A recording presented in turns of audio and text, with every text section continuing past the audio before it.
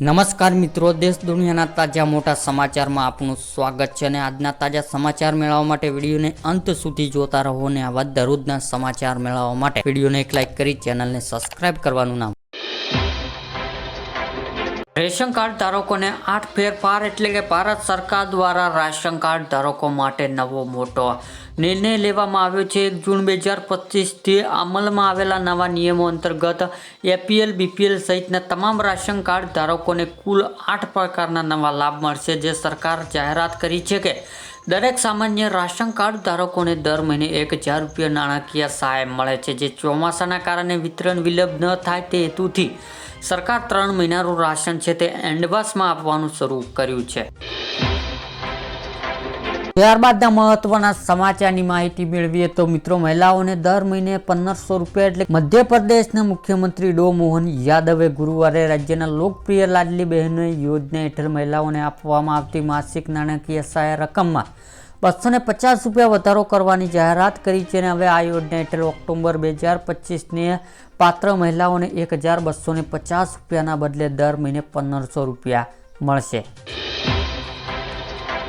ત્યારબાદના મહત્વના સમાચારની માહિતી મેળવીએ તો મિત્રો, 450માં ગેસ સિલિન્ડર એટલે કે ખાસ સુરક્ષા કાયદા હેઠળ આવતા પરિવારોને પણ 450 રૂપિયામાં છે તે એલપીજી સિલિન્ડર મળશે અને સીએમ ભજનલાલે જે સરકારે એમને વિધાનસભામાં જાહેરાત કરી છે અને તેમનું કહ્યું છે કે અગાઉ ઉજ્જવલા યોજના લાભાર્થીઓ અને બીપીએલ યોજના જે પરિવારો હતા એ લોકોને જ નહીં માત્ર 450 રૂપિયામાં સિલિન્ડર આપવામાં આવતા હતા, પરંતુ હવે જે લોકોને રાશન મળે છે, ઘઉં મળે છે, આવા લોકોને પણ હવે 450 રૂપિયામાં ગેસ સિલિન્ડર છે તે આપવામાં આવશે। અને મિત્રો, ગુજરાતની અંદર પણ 500 રૂપિયા આજુબાજુ ગેસ સિલિન્ડર છે તે મળી રહ્યો છે।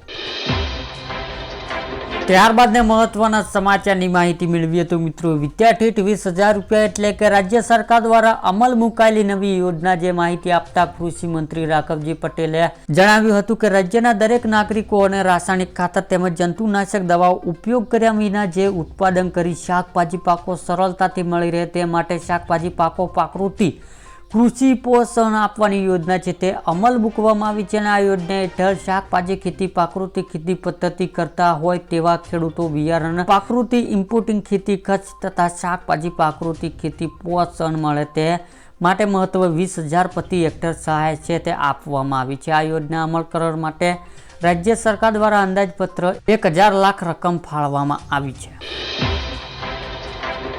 આધાર કાર્ડ નવી સિસ્ટમ એટલે કે યુઆઈડીની નવી સિસ્ટમ ઓર કોડ આધારિત એપ્લિકેશન જેની મદદથી વપરાશકર્તાઓ સરળતાથી તેમનો આધાર અથવા તો માસ્ટ આધાર ડિજિટલ સ્વરૂપમાં શેર કરી શકે છે। હવે આવનાર સમયમાં કોઈ પણ આધાર બતાવવા માટે ફક્ત ઓર કોડ સ્કેન કરવો પડશે। તમને યુઆઈડી સત્તાવાર વેબસાઇટ અથવા તો માય આધાર એપ્લિકેશન પરથી ઈ આધાર ડાઉનલોડ કરી શકો છો। તેમાં પહેલા ઓર કોડ છે સ્કેન કરીને આધારની માન્યતાઓ પુષ્ટિ કરી શકાશે। યુઆઈડી નવી એપ્લિકેશન એવી રીતે ડિઝાઇન કરવામાં આવી છે કે કોઈ પણ વ્યક્તિ ઓર કોડ મદદથી મિનિટોમાં એક મોબાઈલ ડિવાઇસ પર બીજા મોબાઈલ અથવા તો એપ્લિકેશન આધાર ટ્રાન્સફર કરી શકે છે। કોર્ટમાં ચેક ઇન કરતી વખતે, ટ્રેનમાં મુસાફરી કરતી વખતે અથવા તો અન્ય સ્થળો આધાર આઈડી પ્રૂફ તરીકે બતાવવા માટે હવે હાર્ડ કોપી જરૂરી રહેશે નહીં।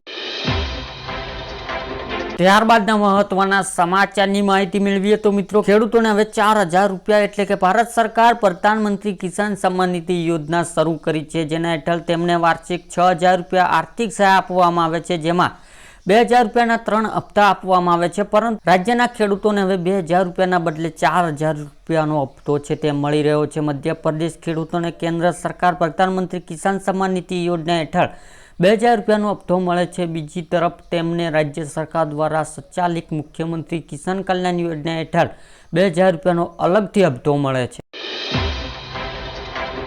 ત્યારબાદના મહત્વના સમાચારની માહિતી મેળવીએ તો મિત્રો, રેશન કાર્ડ પર મફત અનાજ સાથે 9 લાભ મળશે એટલે કે રેશન કાર્ડ ધારકો માટે સારા સમાચાર એટલે કે હવેથી રેશન કાર્ડ પર 8 ફાયદા મળશે અને સરકાર નિયમોનો ફેરફાર કર્યો છે। જાણો તમને કેટલા લાભ મળશે રેશન કાર્ડ। તો ભારત સરકાર, કેન્દ્ર સરકાર અને રાજ્ય સરકાર દ્વારા ઘણી ફાયદાકારક યોજના ચલાવવામાં આવે છે। જે લોકો ગરીબો રેખા હેઠળ આવતા હોય છે તેમને સરકાર દ્વારા રેશન આપવામાં આવે છે, પરંતુ ગરીબોને દર્શાવવા માટે ખૂબ જ અગત્યના ડોક્યુમેન્ટ રેશન કાર્ડ છે। તો મિત્રો, જૂન 2025થી બધા APL BPL પીળા ગુલાબી રેશન કાર્ડ પર 8 નવા લાભ આપવાની જાહેરાત કરવામાં આવી છે, જે રેશન કાર્ડ ધારકોને 1 જૂન 2025થી આ લાભો મળવાનું છે તે શરૂ થઈ ગયું છે. તમને જણાવી દઈએ કે રેશન કાર્ડ ધારકોને દર મહિને 1000 રૂપિયા મળશે.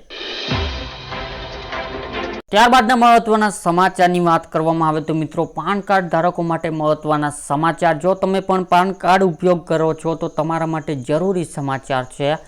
આવકવેરા વિભાગ તરફથી હવે તેને લોકો પર 10,000 રૂપિયા સુધી દંડ ફટકારવામાં આવી રહ્યો છે, જેને પાન કાર્ડ ઇનએક્ટિવ થઈ ગયું છે. ઘણા લોકોને આ વાતથી અજાણ્યા છે કે તેનું પાન કાર્ડ હવે વેલિડ રહ્યું નથી અને તેનો પડેલો જેમ ઉપયોગ કરી રહ્યા છે. જે પાન કાર્ડ ઉપયોગ ફક્ત ITR ફાઇલ કરવા માટે નહીં, પરંતુ બેંકિંગ, રોકાણ, મિલકત ખરીદવા અને વેચાણ, લોન લેવા વગેરે જેવા દર મહત્વ નાણાકીય કાર્ય માટે પણ થાય છે. જો કોઈ પણ પાન કાર્ડ નિષ્ક્રિય થઈ જાય છે અને તેને ફરીથી સક્રિય ન કરે તો આવકવેરા વિભાગ દ્વારા 10,000 રૂપિયાથી દંડ લાગવામાં આવી શકે છે.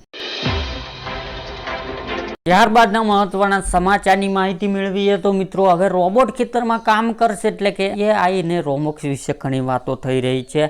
AI મોટો કાર્તિક લાવશે, એટલે કે આનો નમૂનો સોશિયલ મીડિયા પર દેખાવા લાગ્યો છે. જે સોશિયલ મીડિયા પર વાયરલ થયેલો વિડીયો એક રોબોટ ખેતરમાં મજૂરની જગ્યાએ પાક લણતો જોવા મળે છે. આ વિડીયો ફાર્મિંગ ડેટાબેઝ નામનું ઇન્સ્ટાગ્રામનું એકાઉન્ટ પરથી શેર કરવામાં આવ્યો છે.